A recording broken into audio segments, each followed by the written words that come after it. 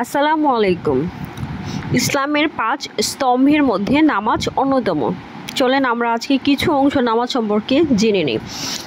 এরপরেই নামাজের মর্যাদাগত অবস্থান। রাব্বুল আলামিন পবিত্র কোরআন এ সম্পর্কে ইরশাদ করেছেন, বলুন আমার বান্দাদেরকে যারা ঈমান এনেছে তারা যেন নামাজ প্রতিষ্ঠা করে এবং আমি যা তাদের দান করেছি তা হতে ব্যয় করে। আল্লাহ তাআলা প্রতিদিন মুসলমানের জন্য 5 ওয়াক্ত নামাজকে ফরজ করেছেন।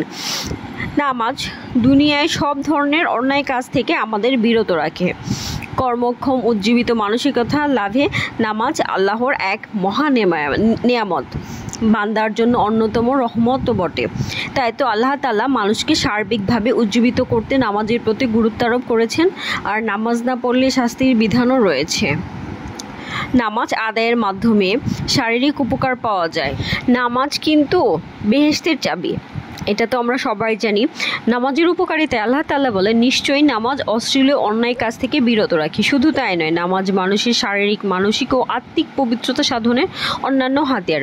আল্লাহ তাআলা মুসলিম উম্মাহকে সময় মতো নামাজ আদায় করার তৌফিক দান করুন। আল্লাহ যেন আমাদের 5 ওয়াক্ত নামাজ আদায় করার তৌফিক দান করেন। আমিন। সবাই ভালো থাকবেন। আল্লাহ হাফেজ।